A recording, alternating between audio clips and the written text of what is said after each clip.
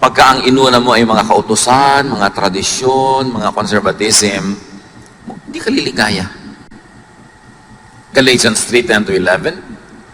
Ang lahat ng nagtitiwala sa pagsunod sa kautusan ay nasa ilalim ng isang sumpa. So, sunod ka ng sunod sa kautusan dahil doon ka naghahanap ng ligaya, doon ka naghahanap ng kaligtasan. Sabi ko noon, daig mo pa ang isinumpa, daig mo pa ang nakulam, daig mo pa ang nagkaroon ng parusang buhat-buhat mo. Sapagkat nasusulat, sumpain ang hindi sumusunod sa lahat ng nakasulat sa aklat ng kautusan. So pagka ikaw ay nagpailalim sa kautusan, dapat sundin mo lahat. Kasi pag meron kang hindi nasunod, sinusumpa ka. Pero may choice ka na hindi magpailalim sa kautusan, kundi magpailalim sa pag-ibig ng Ama na ipinakilala sa pamamagitan ni Jesus. So pumipili ka, law or grace? Grace or works? Righteousness that is achieved by your own deed or righteousness that is received free from God through Jesus? Pag pinili mo ang kautusan, para kay sinumpa. At pag nagpapailalim, nang iilalim ka ng mga tao sa kautusan, dinadala mo sila sa kautusan, isinusumpa mo sila. Kasi binibigyan mo sila ng mga bagay na di naman nila kayang sundin. Magigilty lang sila. Makokondemn lang sila. Ngayon, pag pinaghalo mo si Jesus at ang kautusan, kabaitan ng Diyos at lupit ng law, yung sumpa at yung blessing, lito ka. Kaya may mga araw na masaya ka, may araw na hindi, may araw na tahimik ka, may araw na magulo ka. Lito ka kasi pinaghalo mo yung dalawang di dapat paghaluin. Verse 11. Malinaw na walang taong pinawawalang sala sa paningin ng Diyos sa pamamagitan ng kautusan. So pag sinikap mong sukatin ng iyong sarili, timbangin ang iyong sarili sa kautusan, lagi kang bagsak. Sayang ang religion. Walang dinalang kapayapaan, kaguluhan lang. Matthew 23:2 and 4, sabi mismo ni Jesus, ang mga tagapagturo ng kautusan at ang mga Pariseo, ang kinikilalang tagapagpaliwanag ng kautusan ni Moses. Nagpapataw sila ng mabibigat na pasanin sa mga tao, ngunit ni daliri ay ayaw nilang igalaw upang tumulong sa pagpasan ng mga iyon. Pag sumunod ka daw sa mga Pariseo at yung mga modern versions nila today, kasi sinasabi nila, tagasunod sila, tagapagpaliwanag ng utos ni Moses, dinadaganan kanila ng ubot ng bigat na dalahin at hindi kanila tutulungan sa paghihirap mo. In fact, dadagdagan nila yun ng pag-uusig at pag-uhusga tuwing kulang ka. Lagi ka namang kulang. So, lagi kang pagod. So, be happy. Worship God as represented, as presented by Jesus. Anong Diyos ba yung ipinakilala ni Jesus? Ba't siya ipinadala? Para ituwid ang mali, itama ang liko, liwanagan ang madilim, ipakilala ang Ama sa tamang paraan. Napakahalagang makilala ang Ama sa pamamagitan ng anak. Because He is the image of the invisible God. So stay happy. Keep worshiping. Pwede ka naman magdasal sa bahay eh. Pwede ka naman magbasa ng Biblia sa bahay. Pero bakit pa magpapagod ka, tatawid ng ulan o alikabok, init o lamig?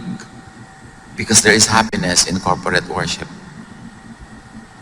Pagka mga anak ng Diyos ay nagsasama-sama para magpuri, magpasalamat, bumababa ang luwalhati ng Diyos in a very special way.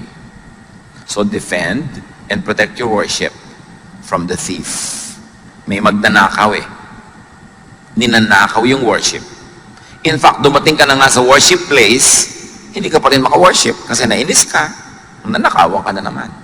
Kasi naghanap ka ng mali, nanakawan ka na naman. O nagpapaabala ka sa text ng text sa'yo na wala namang katuturan habang nag-worship ka, nanakawan ka nun. Kaya textan mo ko, magnanakaw, tumigil ka. Ninanakawan mo ka ng worship time ko eh. Diba? Yung mga dumadapo sa isip mo na kung ano-anong mga guni-guni, mga alalahanin, tinanakawan ka. Nandiyan ka na nga, nanakawang ka pa rin. Sayang naman. Buti pa, hindi ka na dumating, pa hindi ka nagastos na ng pamasahe, oras, yung pala nananakawang ka rin eh. Kaya dapat ipaglaban yan. John 10:10, dumarating nga magnanakaw para lang magnakaw. Pumatay at manira. Naparito ako upang ang mga tupa ay magkaroon ng buhay na masaganang lubos. At yun ang gusto ng Panginoong Diyos, ang Ama sa Langit, na ibibigay ni Jesus sa atin, kalinawan ng isip para tayo lumigaya sa buhay. At isa doon, maunawa natin yung ligaya, ma-enjoy natin yung ligaya ng pagsamba.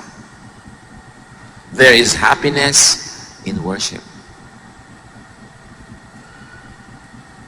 Marami sa mga nade-depress, isa sa mga nangyayari sa buhay nilang unang-una, tumitigil silang mag-quiet time, manalangin, mag-devotion. Tapos tumitigil sila na mag-Bible reading, tumitigil sila mag-pray, at tumitigil silang sumali sa family, group, corporate worship. Kaya palala ng palala. Psalm 89:15, mapalad ang taong sa'yo'y sumasamba. Sa pagsamba nila inaawitan ka, at sa pag-ibig mo'y namumuhay sila. Kaya yung mga taong laging, ayoko pong sumali ng choir, ayoko pong mag-Sunday school teacher, ayoko magkaroon ng ministry, kasi madalas hindi ako nakaka-attend. Lalo kang sumali. At mas mahigpit yung leader mo ng pag-check ng attendance, pinandidilatan ka na, halos maglaglag ang mata niya pag late ka, blessing yun sa'yo. Kasi nauobliga kang dumating. Kasi pag dumating ka na, ikaw na yung mabe-bless. Alam niyo yung pagdalo sa mga gawain ng Panginoon? Yung minsan tinatamad ka, ayaw mo, meron kang negative feeling, habang papunta ka pa lang yun, kasi dinajablo ka eh. Pero pag nandun ka na, ang totoo nun, nagpapasalamat ka na, ay salamat, dumating na ako. At pag pauwi ka na, nagpapasalamat ka, salamat, ipinaglabang ko to, kasi meron talaga ako na pala. Yung struggle, sa papunta lang yun. Doon kayo dapat magwagi.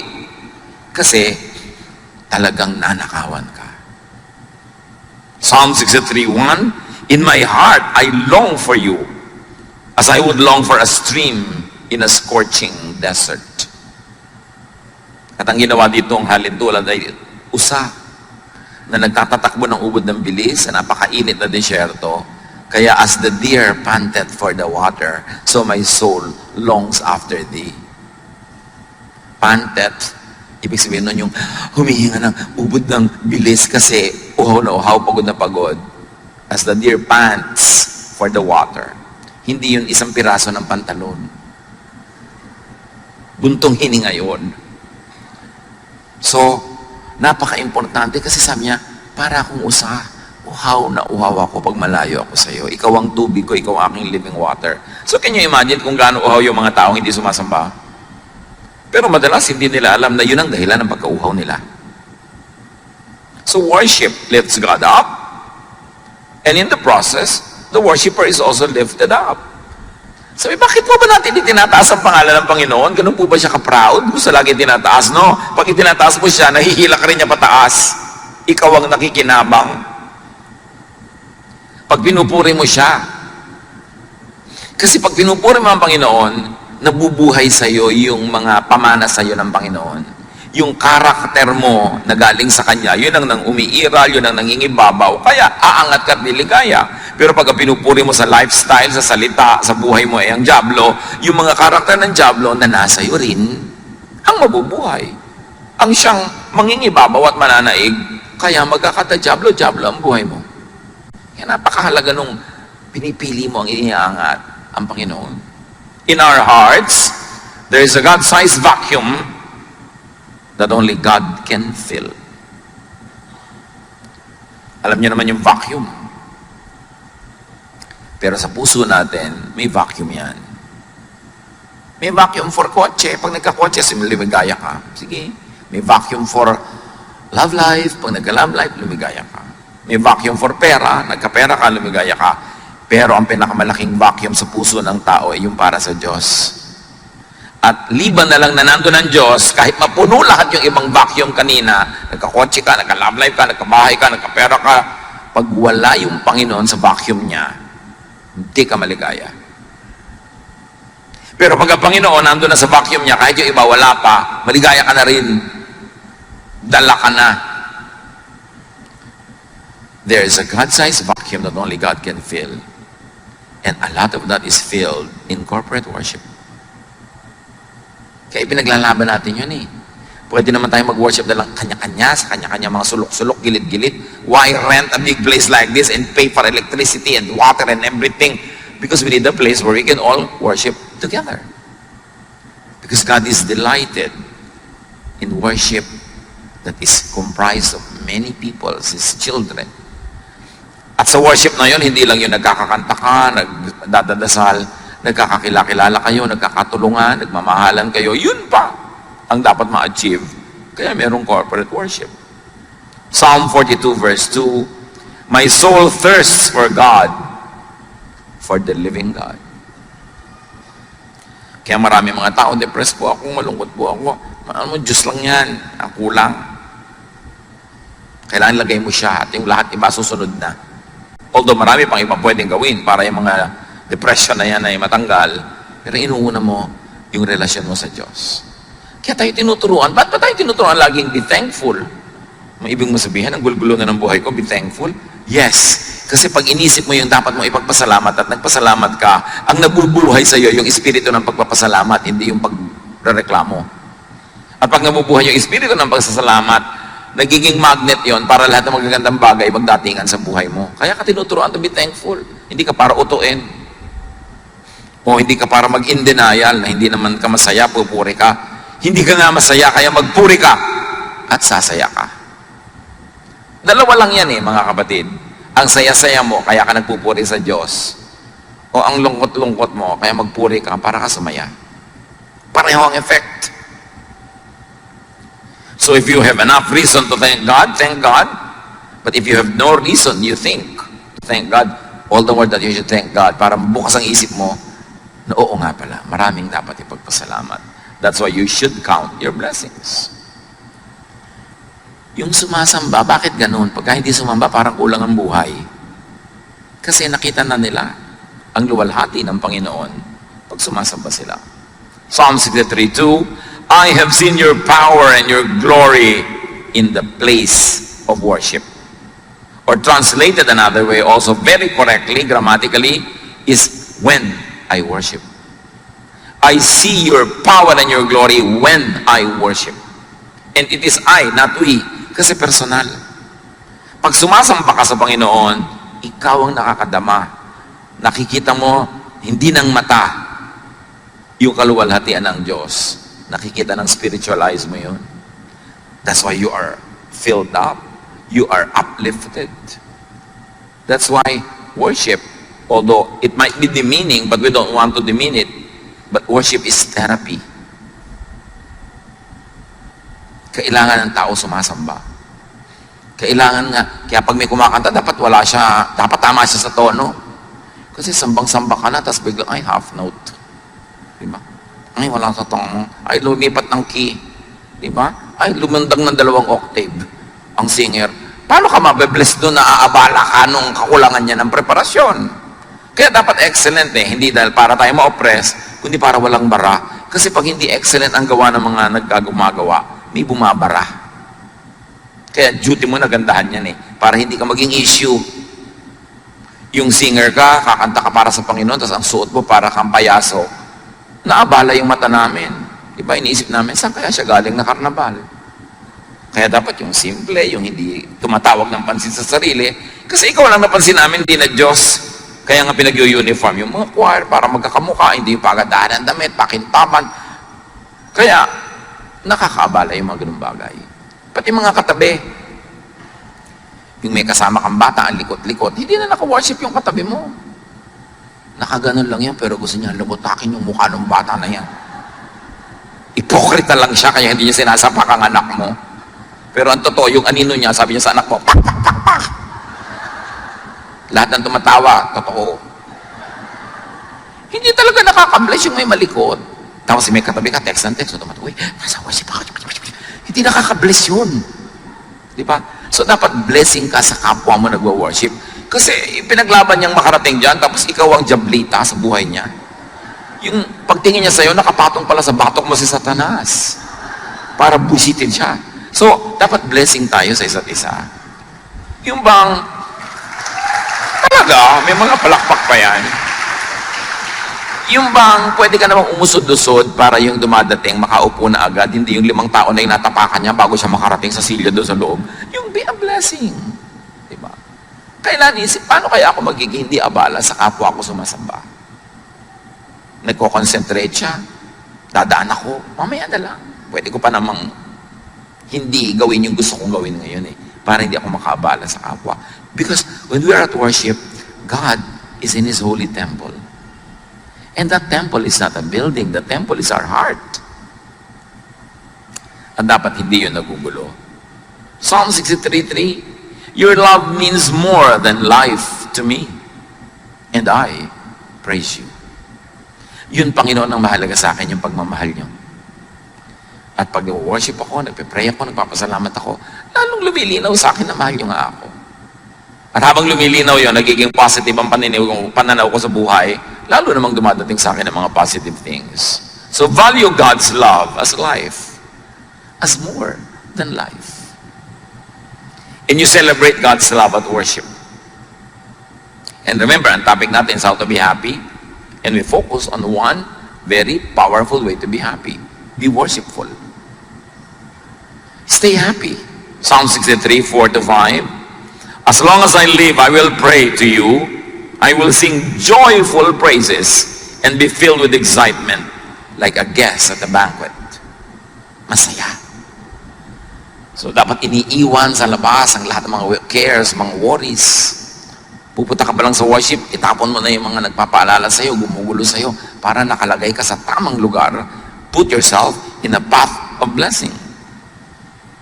At hindi lang, sasama-sama tayo, may individual and personal worship pa. Psalm 63:6, I think about you before I go to sleep. And my thoughts turn to you during the night. Sabi mo, siguro, wala pang Netflix nun. Kaya niya nagagawa yan. Kaya may Netflix, kaya wala. Kaya may YouTube, kaya wala. Dapat i-reserve niyo sa Panginoon ang last 30 minutes of your waking hours. Kung matutulog ka ng 9:30, dapat 9 o'clock, wala nang ibang bagay, sa Panginoon ka na nakikipag-usap, nakikipagniig. Huwag mong punuin ang lahat ng oras mo ng lahat ng pagod, panood, isip, text, computer, kasi walang natitira sa Diyos. Sabi niya, I think about you before I go to sleep.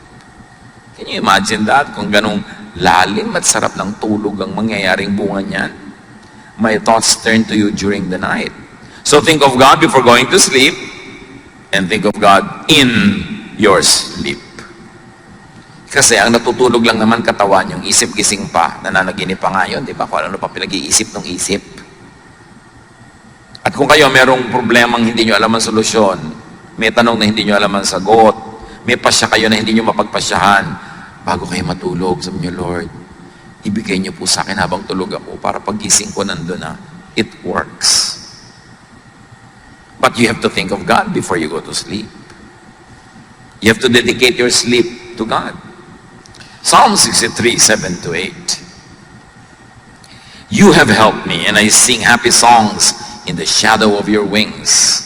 I stay close to you, and your powerful arm supports me. Deep happiness, joy is in dwelling in the house of the Lord. And that house is not always a physical house. Most importantly, it is your mind. Make your mind, make your thought the habitation of the divine. Gawin natin ang ating isip na tahanan ng Diyos, hindi tahanan ng kung sino-sino. Joy is in being in a state of spiritual oneness with God and God's family. Kaya nagtuturo ng forgiveness. Kaya nagtuturo ng helping one another para may love. At pag may love, may iba pang napuproduce na happiness para sa bawat isang participant in the production of that love. Pag may minamahal ka, may pinapatawad ka, may nare-release na blessing sa kanya at sa iyo at sa lahat ng nakapaligid sa inyo. And that blessing is more than the sum total of everything you do. Nagpatawad ka ng isa, nagpatawad siya ng isa, ang blessing nyo, 10. Namumultiply. Tuwing nagpapatawad ka, merong bangko sa langit na biglang bumubukas at nakaka-withdraw ka ng happiness. Kaya ka tinuturo magpatawad. Hindi para ka ipaapi. Lugi naman po ako pag nagpatawad ako. O sige, huwag kang magpatawad. Tingnan natin kung hindi mas marami kang lugi. Yun lang may galit kang kinikim-kim, lugi ka na nun eh. Ang laking kalugihan yun. Dapat mabuksan ng maraming tao yung pinto ng pagpapala ng Diyos eh. At ang mga susi niyan, pagpapatawad, pagmamahal, pagtutulungan, pagpupuri, pasalamat. Yan ang nagbubukas ng susi ng pinto ng kaligayahan. Hindi yan itinuro ng walang dahilan. So, maganda kung naintindihan mo, tapos sinusunod mo, pero kung hindi mo maintindihan, at ang tagal mo na hindi maintindihan, sundin mo na lang. At habang sumusunod ka, baka doon mo palang maintindihan. Because while at worship, at hindi lang yun yung formal program ng worship, yung paggawa ng mga bagay na nakakalugod sa Diyos, worship yun. Artist ka, gumagawa ka ng magandang piece of art, worship yun. Singer ka, kumakanta ka, worship yun. At walang secular o holy songs, lahat ng songs sa Diyos. Ang mahalaga yung content. Pinupuri mo ba ang Diyos? Kahit pinupuri mo ang bulaklak na sampagita, pinupuri mo na ng Diyos noon kasi siya ang gumawa ng sampagita. May mga churches, bawal kumanta ng secular song. Ano ba yung secular song? Sino umimbento ng kahulugan ng secular? Walang secular. Because the earth is the Lord's and everything in it. Lahat sa Diyos. Ang mahalaga, paano mo ginagamit yun? Nakakaluwalhati ba sa Diyos? O hindi? Pwede po ba kami kumanta sa worship ng sampagita flower? Pwede, basta ipaliwanag mong sa pagpuri mo sa sampagita, ang pinupuri mo ay nag-create ng sampagita. Aamoy-amoy ka pa din, papasalamat ka sa Panginoon sa scent ng sampagita. Kaya lang, baka naman mamaya yung kanta mo na to sa talong, okra, bahay kubo na yun. So, why not? Pero wag naman laging puro ganun, dahil hindi naman malinaw lagi yung mensahe nun eh. Pero why not? For variety. Basta God glorifying. Napakahalaga na makita mo na you can worship God through anything and everything you do. O ikaw ay nanay, wala kayong kabudget-budget, ang ulam nyo lang kamatis at saka tuyo. Basta mo na lang ibinato kaldo sa kapraso mong plastic na plato yung kamatis at tuyo. Pwede mo nang arrange na maganda, hiniwa-hiwa mo yung kamatis, korting smiley pa. Worship yun. You're worshiping God by glorifying Him na kahit kamatis at tuyo yun, ang ganda ng presentation because God is God of beauty. And then liligaya ka pag ganun. Psalm 23:6. Surely your goodness and love will follow me all the days of my life, and I will dwell in the house of the Lord forever. Again, it's not a physical house. Pag yung goodness mo, yung love mo, nakikita sa buhay ko at ginagawa ko araw-araw, daig ko pa ang nasa templo araw-araw. Because my life and my lifestyle becomes your temple. Therefore, with anything and everything I do, I worship. I celebrate life. I live thankfully and gratefully. Psalm 84, 1-4, how lovely is your dwelling place, Lord Almighty. My soul yearns, even faints for the courts of the Lord. My heart and my flesh cry out for the living God. And up to a point, pwede natin yung i-apply sa places. Gusto ko pong mapunta sa bulwagan ng Panginoon. Nakaka-worship ako, may fellowship pa, masaya, nakakagaan. At yung bulwagan na pwede rin nasa puso mo lamang. Even the sparrow has found a home, and the swallow a nest for herself, where she may have her young, a place near your altar. Lord Almighty, my King, and my God. So kahit yung mga ibon-ibon, natutuwa na pumunta sa mga templo, di ba, yung mga places of worship, lalo matataas, tinitira ng mga ibon. So it's a kind of metaphor na kahit mga ibang mga nilalang ng Diyos, gustong lagi nilang nasa malapit sa templo. Again, the temple should go beyond the physical meaning, but go to the spiritual meaning. That I like to be near you, to behold your beauty, to sing of you, about you, and to you. Blessed are those who dwell in your house. They are ever praising you. So happiness Actually, it's really emotion. And emotion is nothing but brain and blood chemistry. So pwede natin na ayusin ang ating blood and brain chemistry para mag-create ng emotion that is happy. Yan ang ginagawa ng mga maraming therapists. Yung pinapaamoy ka na mabango, pinapakita ka na magandang view, pinapaninig ka ng mga tunog-tunog ng ulan. Because when your brain is induced to be happy, the brain commands the blood to change its chemistry and you become happy. Because happiness, like all emotions, is chemistry. Kaya may mga negative chemistry na nakaka-deceive, yung mga, yung higop ng higop at amoy ng rugby, hindi nagugutom. Kasi niloloko sila ng utak nila, nabusog sila. Kaya yung mga nagtitake ng mga ibang drugs, kahit 3 araw na gising-gising, kasi niloloko sila ng drug na hindi sila inaantok. May negative effect, pero may positive effect ang ganyan mga bagay. So be and stay happy. Think thoughts that make you happy. When you think happy, your brain is happy, your brain commands your blood and your whole body to be happy. But when you think sadness, when you think horror, when you think fear, your brain commands every part of your body to produce fear, anxiety, worry.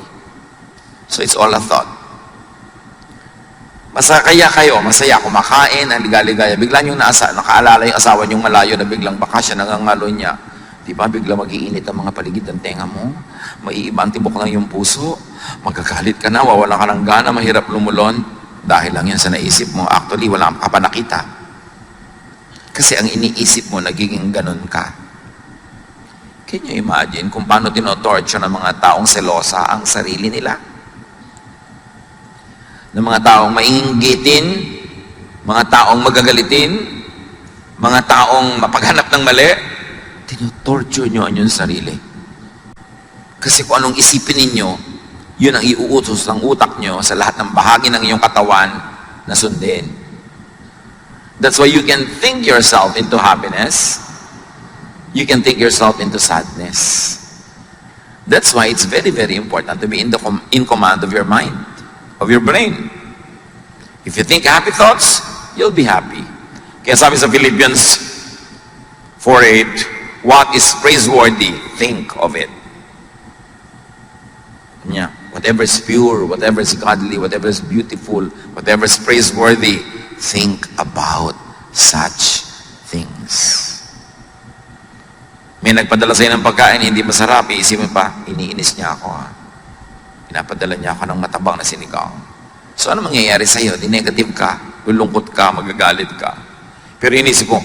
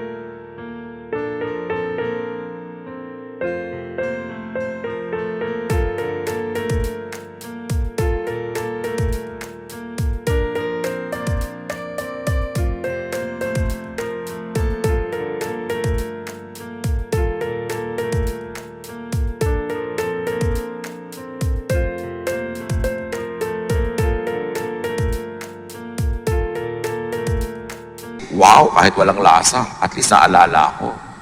Gawin ko ng fertilizer. Oh, di ang saya mo. Nasa pag-iisip mo lang yan eh. You are what you think. You are how you think. So, can you imagine when you are angry or jealous or discontented, nilalason mo ang iyong katawan kasi lahat ng negative thoughts nagre-release ng toxins in your blood. So, nilalason mo ang iyong sarili. Kaya tayo inuutosang, magpatawad ka na. Kalimutan mo na yan. Hindi ko pumalimutan. O sige, talaga namang may brain ka kasi, so hindi mo malimutan kasi may memory ka. Pero magpatawad ka na rin.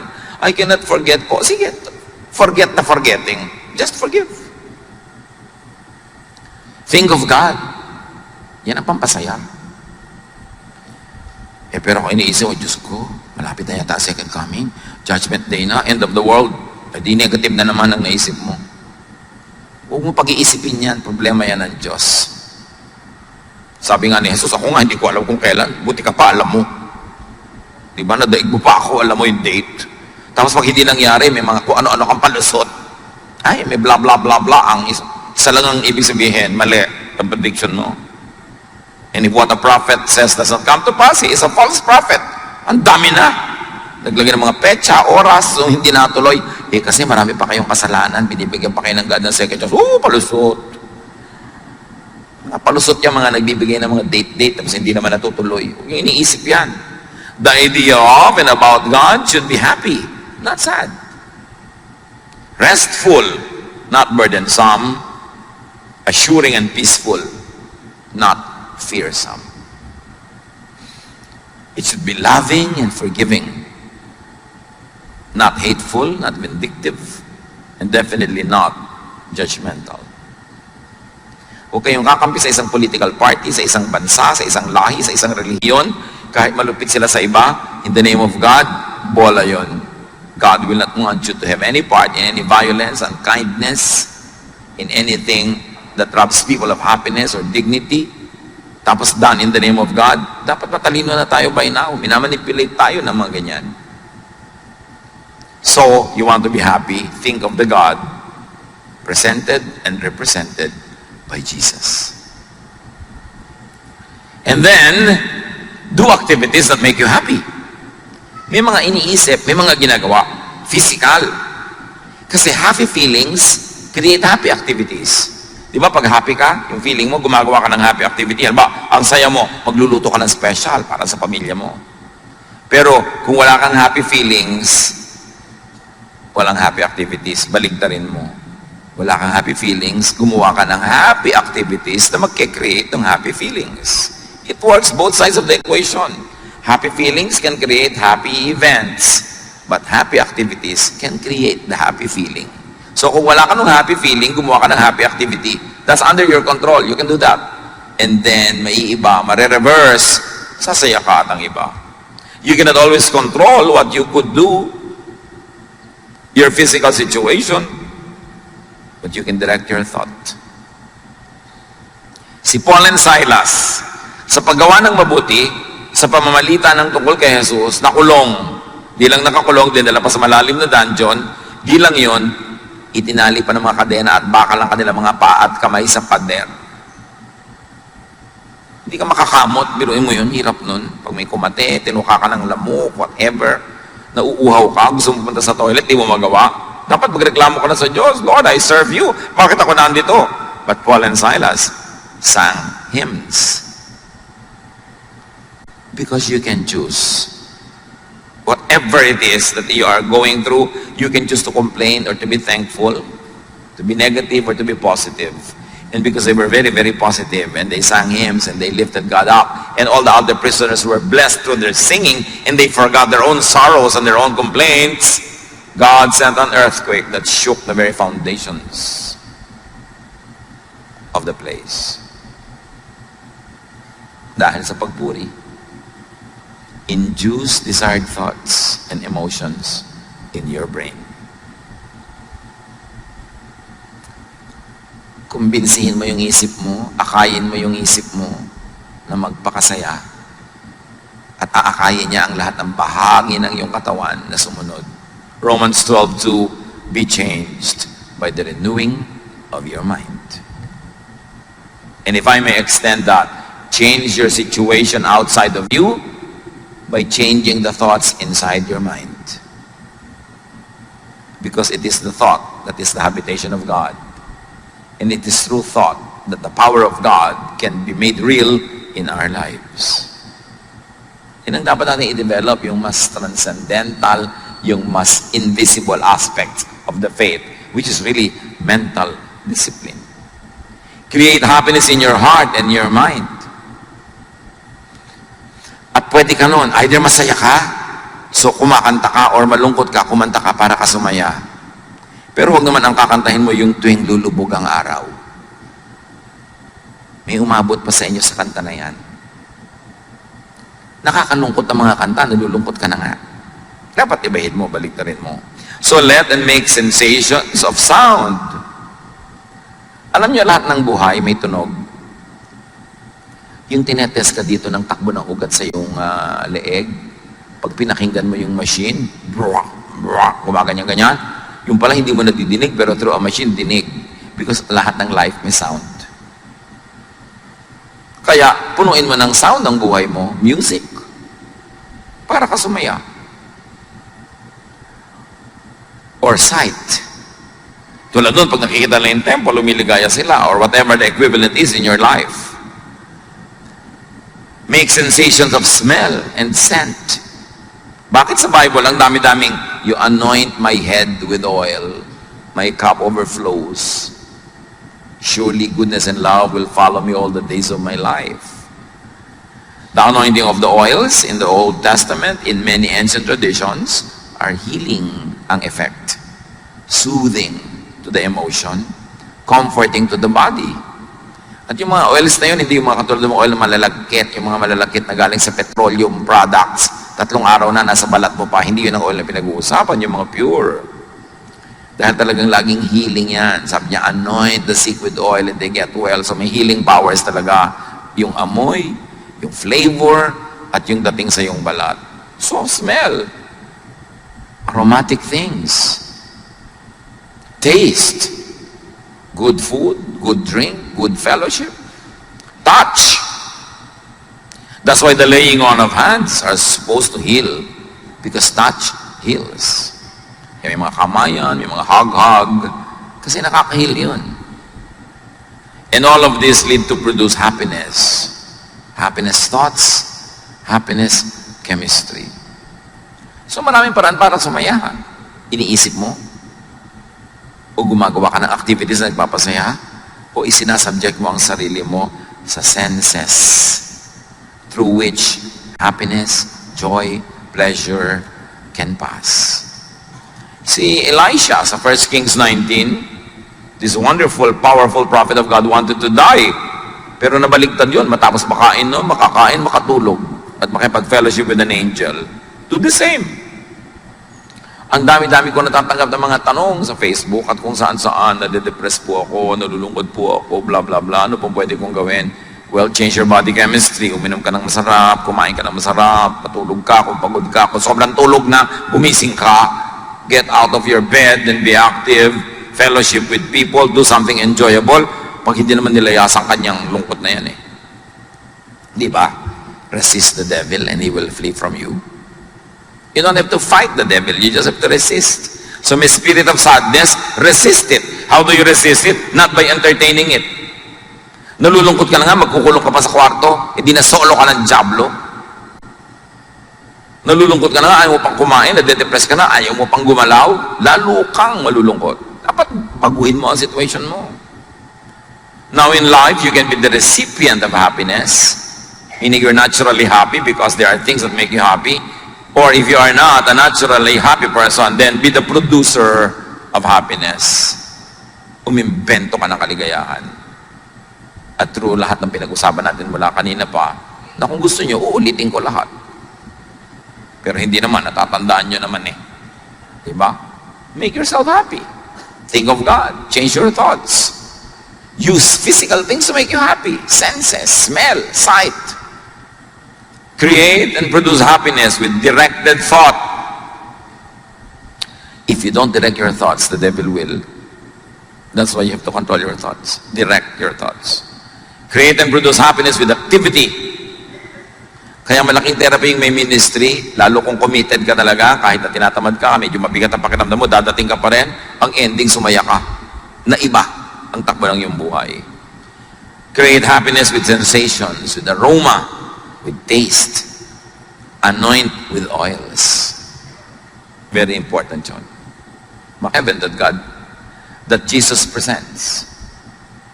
The image of heaven, the paradigm or symbolism of life that Jesus presents is a happy one. Kaya kung minsan, I'm very uncomfortable with yung image ni Jesus na lagi nasa krus. Para namang ilang oras lang naman siyang nasa krus, tapos forever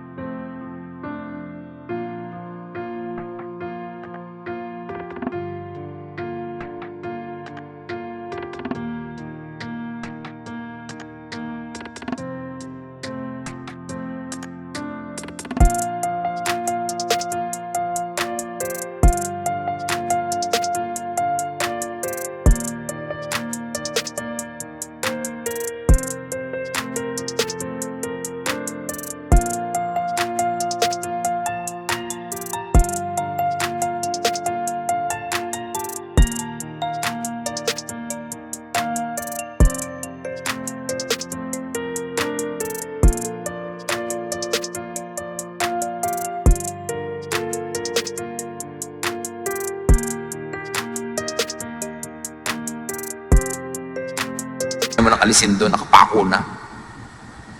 If ever there are images in religious statuary that's very uplifting, it is the risen Christ. Ang lungkot-lungkot naman ng imahe ng crucifix eh. Tapos nasa ospital ka, nag-aagaw buhay ka na, yung pa ang nakita mo pagdilat mo, nasa heaven na ba ako? Di ba? Yung, bakit kailangan yun? Kailangan malungkot. Sasandali lang naman yung nangyari. We appreciate the meaning of the cross, but do not trap Jesus in the cross. He was there only for a few hours. Ang image na ipinapakita sa atin ni Jesus tungkol sa kalangitan, sa paghahari ng Diyos, ay makikita sa kanyang hilig magpakain. Pinakamadalas at pinakamadramatic ang mga pagpapakain ng Panginoon sa mga tao. Like, Jesus fed the 5,000 miraculously with 5 loaves and 2 fish. And then the lasting image of Jesus that we keep repeating is the Lord's Supper, eating, drinking. And the Lord was accused of eating with sinners. He was called a glutton and a drunkard. The first miracle was to produce wine at a wedding in Cana. And the parable, the symbol of heaven, symbolized by the wedding banquet, is that anyone and everyone is invited. This is all about food. This is all about sharing a fellowship. This is all about the table. This is enjoyment. This is happiness. This is the message of God through Jesus. Enjoyment, happiness. By being together, by sharing, by eating together. We do not see episodes of Jesus eating alone. He was always feeding people. After the resurrection, his disciples went fishing. Pagbalik nila sa shore, nagbabarbecue na si Jesus. May mga sinugba na ng mga fish. Nagpapakain siya. Tapos sabi pa niya, the risen Christ enters a room through the wall and says, may makakain ba dito?